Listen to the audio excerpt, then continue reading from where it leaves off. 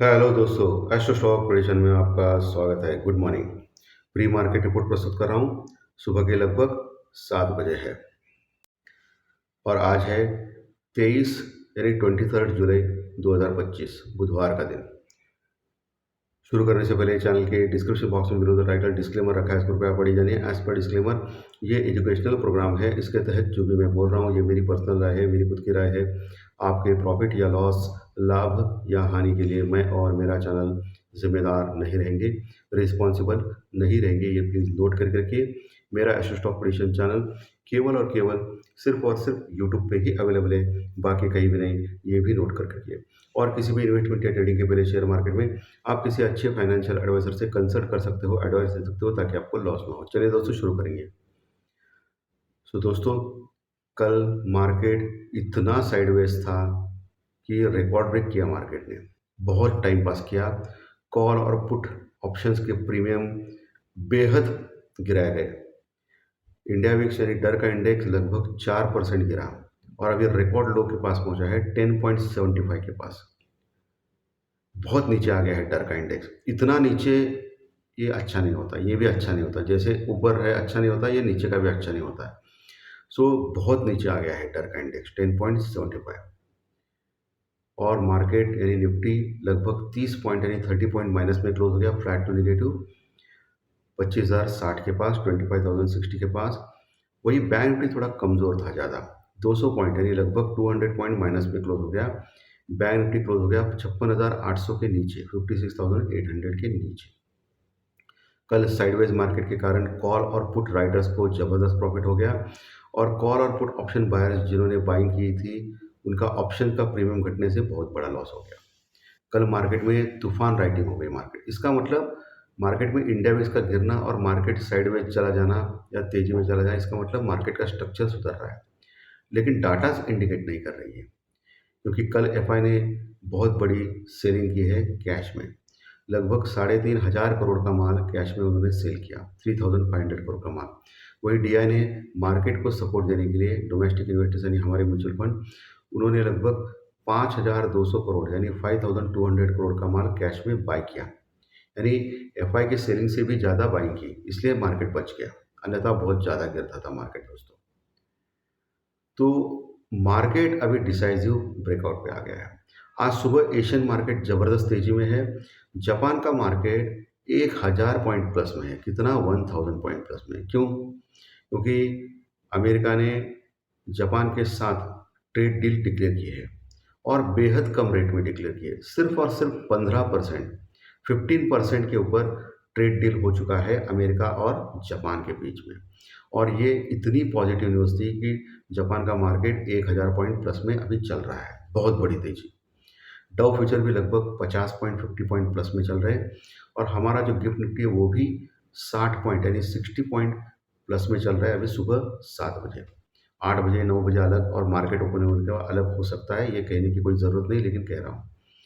कल American market लगभग 180 point 180 point plus में क्लोज हो गया था और ये इसलिए हो गया था, नीचे से कवर हो गया अमेरिकन मार्केट। एक्चुअली माइनस में चला गया था लेकिन अच्छा क्लोज है, क्योंकि रिजल्ट सेशन जो तो एवरेज थे वो थोड़े से बेटर आ रहे हैं दोस्तों। हालांकि आईटी का निर्देशांक आज तक थोड़ा गिरा, क्योंकि डॉलर इंडेक्स लगातार कमज़ोर हो रहा है, अभी 97.50 के पास पहुंचा है। इसके लिए आईटी के स्टॉक्स में गिरावट चल रही है। कल हमारे यहाँ भी आईटी के स्टॉक गिरे थे, कुछ स्टॉक्स गिरे थे। ये प्रॉब्लम चल रही है अभी वहाँ। पुट कॉल रेशो जो है वो अभी भी 0.80 के आसपास ही है निफ्टी का, और बैंक निफ्टी का भी 0.70 0.80 के पास ही है, 0.80 के पास ही है। पुट कॉल रेशो कंफर्टेबल है दोस्तों। मार्केट में अभी क्या आगे क्या, जब अभी देखिए आप, जापान का मार्केट 1,000 पॉइंट प्लस में है ट्रेड डील होने के बाद। तो सोचिए, इंडिया और अमेरिका के बीच में अगर ट्रेड डील होती है, कोई पॉजिटिव या कोई निगेटिव, यानी ज़्यादा टेरिफ या कम टेरिफ, तो मार्केट में मूवमेंट कितना ज़बरदस्त होगा, क्योंकि ऑलरेडी इंडिया में से डर का इंडेक्स इतना नीचे गिर गया है।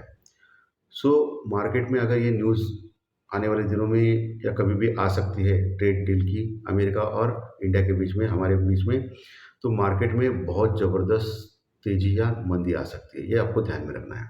अभी मार्केट साइडवेज में है, कॉल रेटर्स और पुट रेटर्स मज़े कर रहे हैं, लेकिन उन लोगों को मैं बताना चाहता हूँ कि कभी भी ये बड़ी न्यूज़ आ सकती है और ये न्यूज़ आने के बाद मार्केट में बड़ा मूवमेंट होगा, ये आपको ध्यान में रखना है। सो बहुत ही केयरफुल रहिए। और ऑप्शन बायर्स हेजिंग करके चलिए। हेजिंग करने के बाद क्या होता है, किसी भी एक और बड़ा मूवमेंट आ गया तो आपको फ़ायदा हो सकता है। रिस्क है उसमें, हेजिंग में, लेकिन एक बड़ा मूवमेंट के बाद आपको पैसा आ सकता है। ये मैं मेरा पर्सनल ओपिनियन बोल रहा हूँ, मैं गलत भी हो सकता हूँ। जो भी आपको ट्रेडिंग या इन्वेस्टमेंट करना है, आपके फाइनेंशियल एडवाइज़र से कंसल्ट करके करना है, ताकि आपको लॉस ना हो। ये अलग बात है, लेकिन मुझे ऐसा लग रहा है। बाकी दोस्तों, पिछले 2-3 दिन से तबीयत खराब है, इसलिए कल ज्योतिष शास्त्र प्रेडिक्शन का कार्यक्रम नहीं कर पाया मैं दोस्तों, क्षमस्व। क्योंकि मैं करना चाहता था बट नहीं हो पाया उठने के लिए। आज सुबह भी खराब था तबीयत, लेकिन मैंने सोचा कि कल ज्योतिष शास्त्र प्रेडिक्शन नहीं किया तो आज सुबह तो एटलीस्ट कर दूँ प्री मार्केट रिपोर्ट आप लोगों के लिए। तो दोस्तों, अभी लेवल्स के ऊपर आते हैं। सो निफ्टी में नीचे 25,000 का लेवल आपको ध्यान में रखना है, स्ट्रॉन्ग सपोर्ट।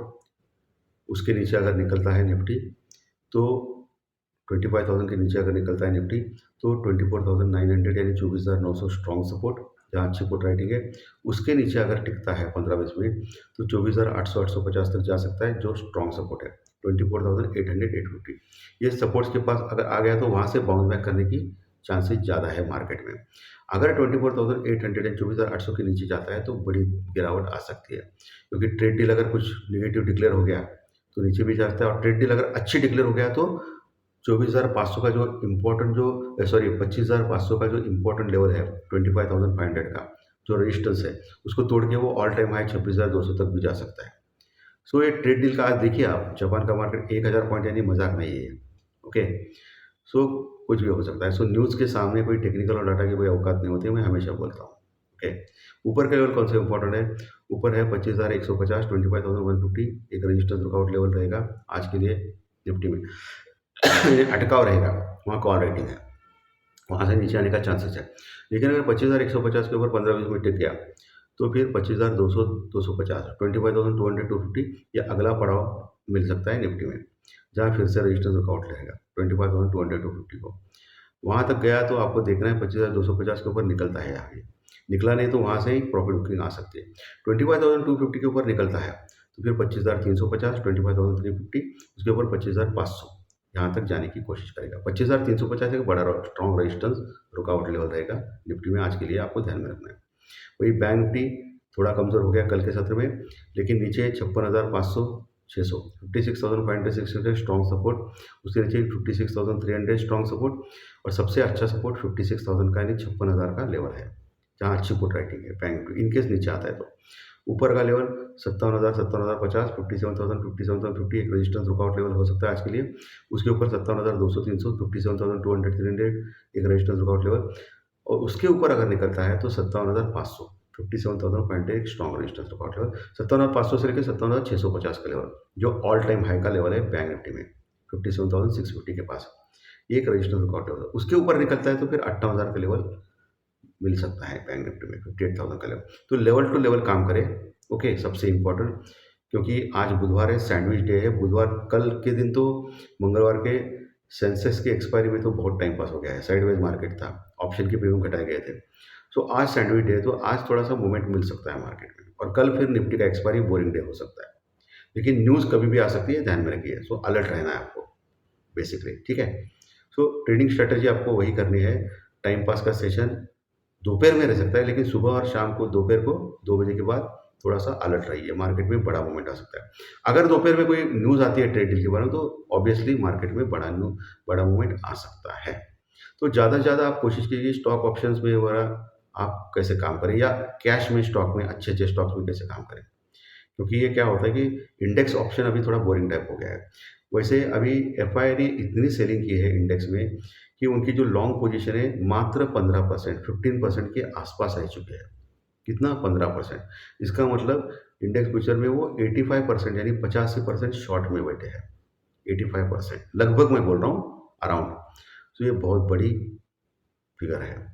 जनरली देखा गया है कि 10 से 15% के आसपास जब लॉन्ग पोजीशन आती है इंडेक्स में, यानी 85 टू 90% शॉर्ट पोजीशन आती है, तब एफआई कवर करना चालू करता है शॉर्ट पोजीशन अपने अपने। ओके। सो अभी अभी तक कवर नहीं किया उसने। सो अलर्ट रहिए, कुछ अच्छी न्यूज़ आ गई तो बहुत बड़ी शॉर्ट कवरिंग रैली एफआई कर सकता है। ये आपको ध्यान में रखना है। ओके, ये मैं आपको इंडेक्स फ्यूचर की एफआई लॉन्ग की पोजीशन और शॉर्ट की पोजीशन इसलिए बता रहा हूँ कि आपको अलर्ट रहना है, क्योंकि बहुत सारी शॉर्ट पोजीशन बनाई है एफआई ने, वो कभी भी कवर कर सकते हैं अगर अच्छा न्यूज़ आ गया तो। ध्यान में रखना है आपको।